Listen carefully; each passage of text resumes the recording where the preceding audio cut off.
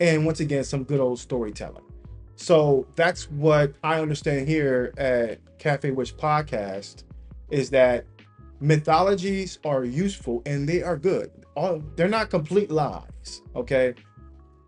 Some are, but most mythologies coming from antiquity times, usually it has pieces of truth or kernels of truth mixed in with facts about people or people groups, and also mixed in with some sciences, right? Some mathematics, some astrology, um, astronomy, things of that nature. It's mixed in with a lot of that, plus in the framework of storytelling.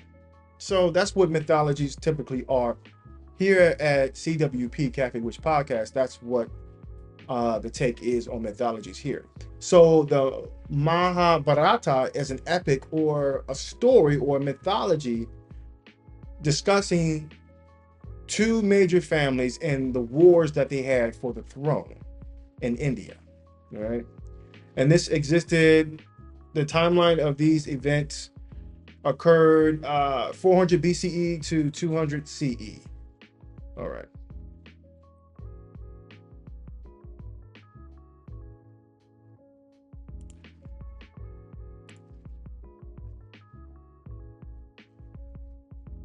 Going back to the reading here, the origin and spread of the Kushites. So we're still on that part here. All right, I'm not going to read the whole entire piece here. I'm only going to read certain parts of the literature by Dr. Winters. All right. So we're at the origin and spread of the Kushites, page 68.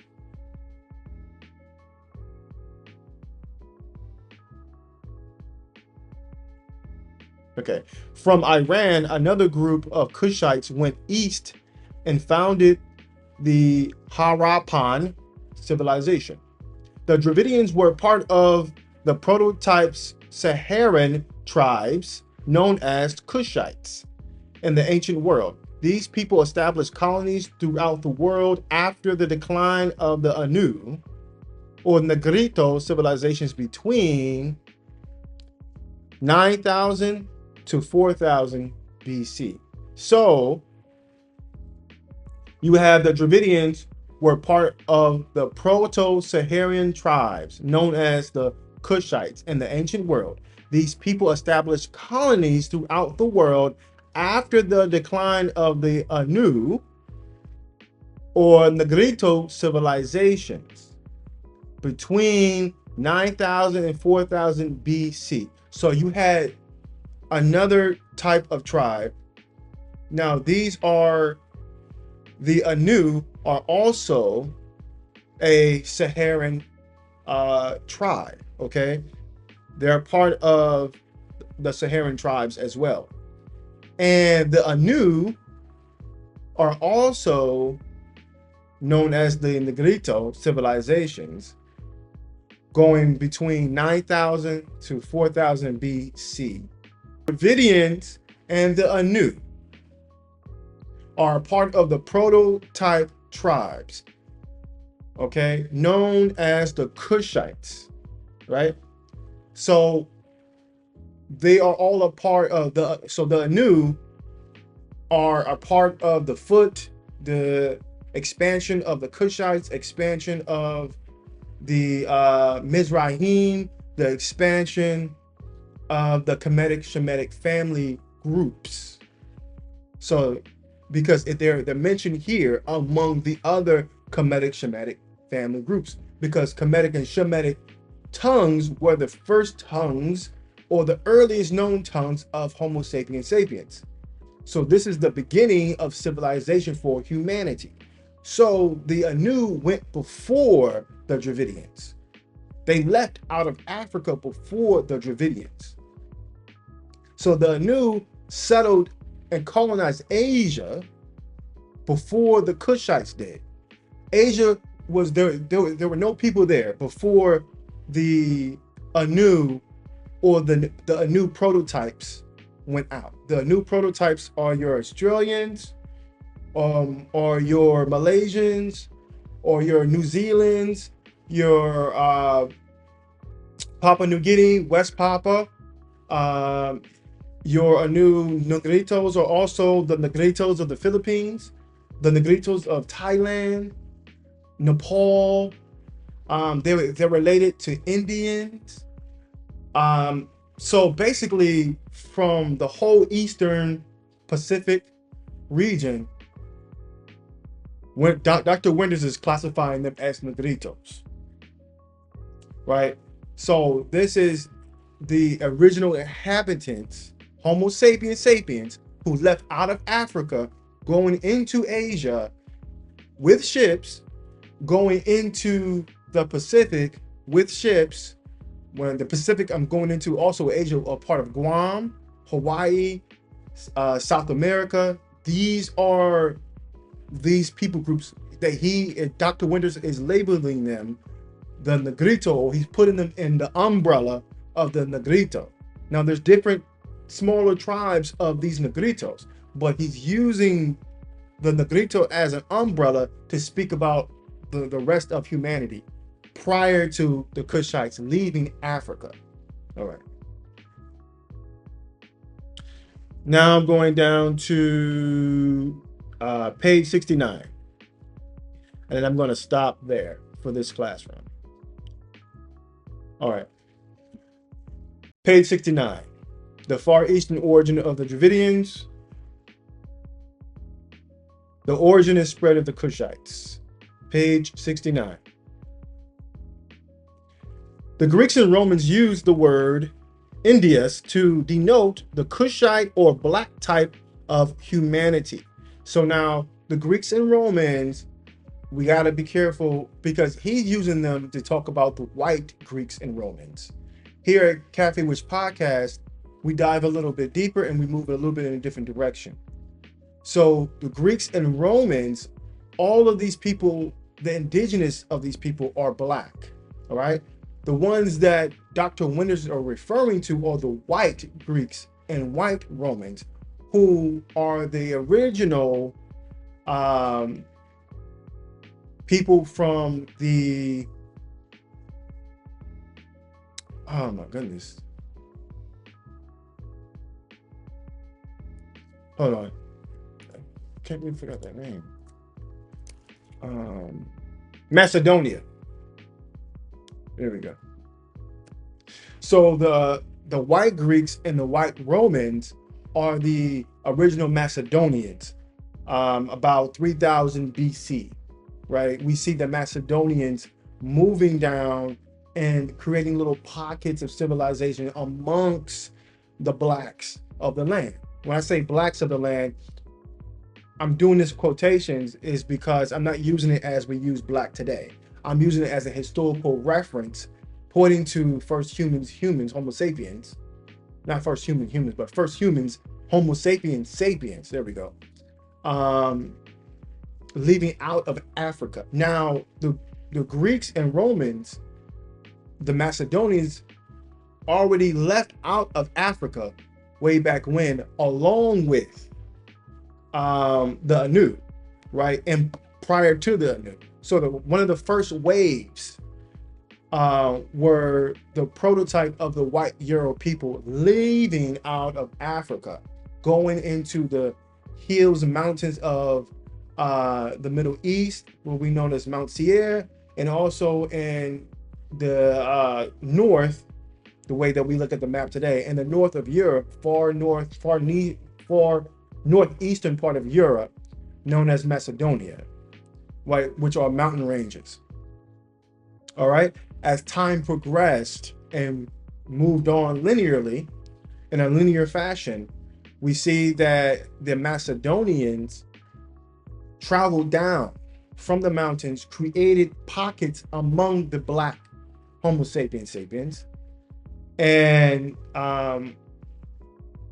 the black Kushite people groups or tribes, the mixed around among the black Anu Negrito tribes, which are both of these tribes, the Kushite and the Anu, or the Negrito. They are all prototypes of the Kemetic Shemitic family groups, right? So I think it's important to know that.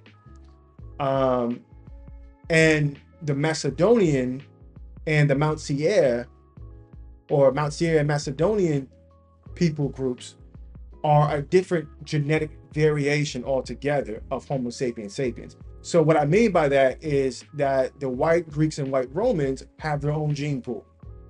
They have a totally separate gene pool than the Kushites and the Negritos, or the prototype of Homo sapiens sapiens, what we call black people, who are Kemetic and Shemitic, according to Dr. Winters and other research that we'll bring out later.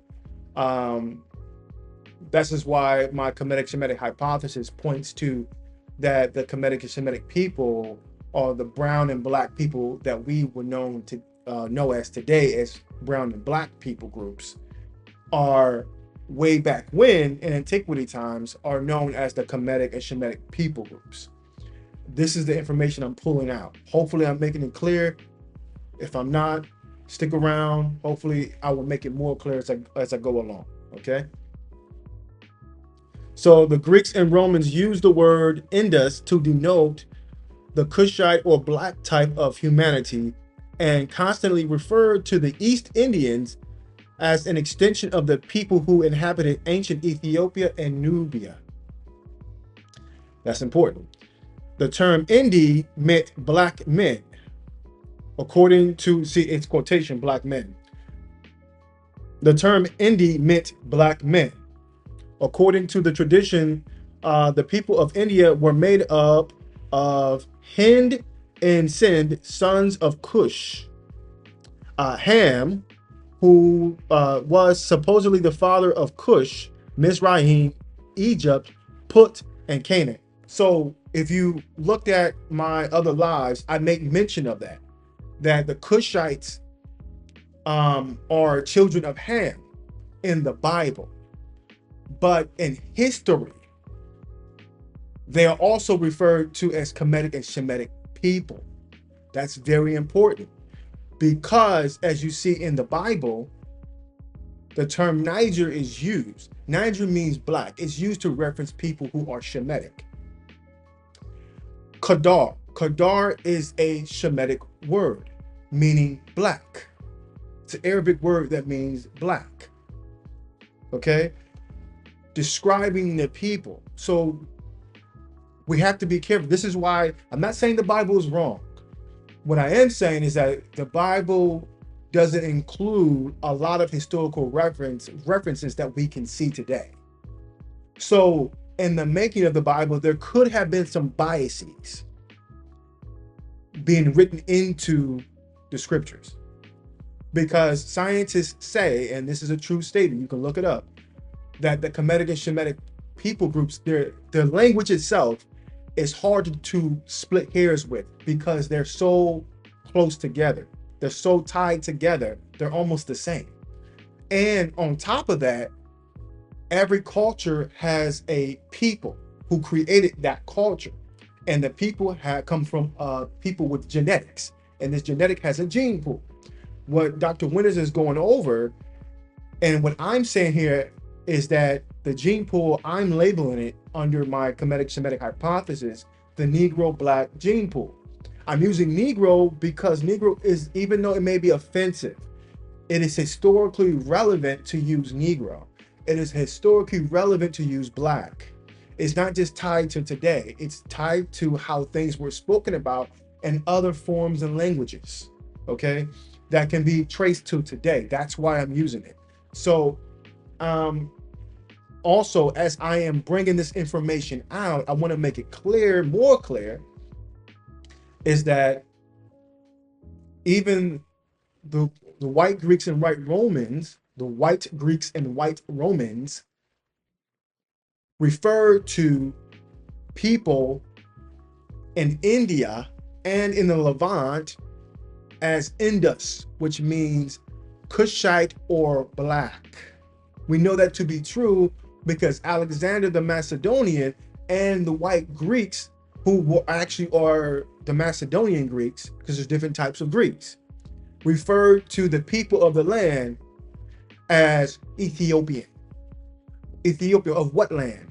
Of the Mediterranean, the Greek or the Greece part of the Mediterranean and the islands surrounding Greece, okay, or that are part of Greece. When the Macedonian people groups, who are white Euros, we see called white Euros today, came down from the mountains, created little pockets, warred amongst the people. They know that they make note to mention that they referred to the the indigenous people there, the first humans who settled and colonized and built up and civilized that land. They called them Ethiopian, which means burnt face. I'm not trying to be offensive. That's what the name is called. That's what the Macedonians referred to them as. Okay, and we see further, Dr. Winters even supports that claim. Dr. Winters even supports that claim to make mention that the Greeks, the white Greeks, and the white Romans used the word Indus to denote the Kushite or black type of humanity. Humanity meaning Homo sapiens sapien. Okay. And then the second paragraph, it says the term Indi meant black men. He has that in quotation.